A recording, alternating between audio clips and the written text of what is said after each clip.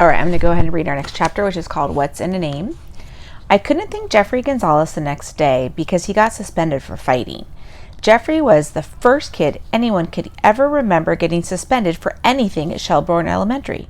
I hated the way people were whispering about him in the halls and in the cafeteria, like they enjoyed that somebody had gotten into big trouble, like Jeffrey was some kind of awful criminal. Space Cadet was a geek, but he was a really nice guy. At least he always had been. So I've been thinking about our visibility problem, Danny said. I hadn't even seen him come sit at the desk next to me and Rebecca. Our visibility problem? Rebecca said. As in our books being visible when somebody drops one in the cafeteria, I interrupted. Exactamundo, Danny flicked his hair back. And I've got an idea, but it may require adding a new board member. Who? I asked.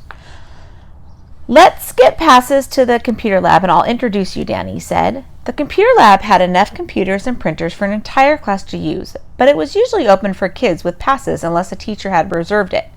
Mr. Deacon checked our passes, and Danny led us to the back corner, where another kid was sitting.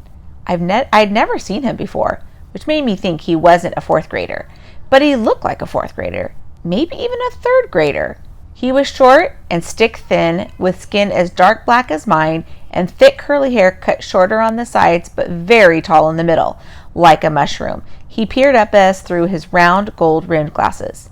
Danny did some secret handshake with him. Ladies, may I introduce MJ, a.k.a. Michael Jordan. Michael Jordan, I asked. You mean like the basketball player? MJ slumped. Yes. He hates his name because he can't play basketball, Danny said. At all, MJ said. Danny took a seat beside him, and he is the shortest kid in 5th grade. 5th grade? I thought he might be a third grader. Second shortest, MJ said. People in the wheelchairs don't count in height competition, Danny told him. MJ looked lasers at him. Man, do you want my help or not? Yes, Danny said. He flicked his hair back and motioned for us to sit down. What I didn't tell you about MJ is that he's like the best computer artist in the whole school. MJ looked more pleased to hear that. Show him what you got, MJ, Danny said. MJ called up a file on the computer. It was a cover of The Lightning Thief I'd never seen before, with Percy facing off against this massive miniature he fights the first time he goes to camp, Half-Blood. It was a great cover. What is this? I asked. A foreign edition? No, man, this is MJ edition. You drew this, Rebecca said. On the computer, but yeah, MJ said. Didn't I tell you he was the best? Danny said. How does this help, Rebecca asked. We get MJ to make up fake covers and we put them on all the books, I said. Danny flicked his hair out of his eyes. Got it in one. See? Now anybody drops a book in the cafeteria, Principal Banana picks it up. She sees some other book.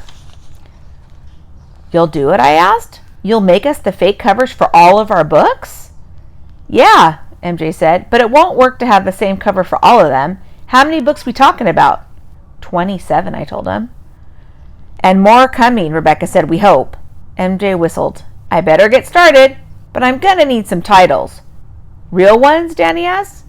We'd better not, I said. If I realized this wasn't a real cover for The Lightning Thief, a teacher might too.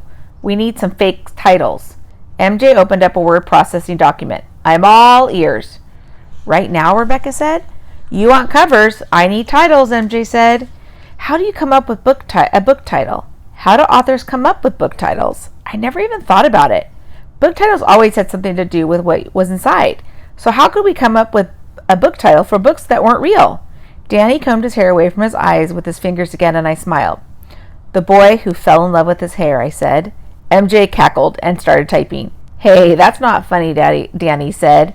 He flicked his hair, then realized what he was doing and blushed. Here's one for you. Hair sucker. I shrank. I didn't know anybody ever noticed me chewing on my braids. Naturally curly, Rebecca said, pretending to primp her black curly hair. MJ laughed. All right. They can't all be about hair. We can't say sucker either, or they'll ban that too, Rebecca said. The girl who only loved books, Danny said. MJ nodded. I like that. Keep 'em coming. Jessica Rogers, girl lawyer, Rebecca said. I shook my head. Too close to something else? Rebecca brightened. Really? What? I shook my head again to let her know she really didn't want to read it. The Mystery of the Blue Parrot, I said. The Seventh Princess, Rebecca said. Wet dog smell. Mr. Bear opens a bank account. I think I can see my house from here. They were already dead. Smell my finger. Tales of a 4th grade zombie. Robot Super Ninja. No, Super Robot Ninja. No, Super Ninja Robot Man. Danny, it doesn't matter. It's not a real book. I want it to sound good. We went back and forth laughing as we came up with titles, with MJ typing all the time.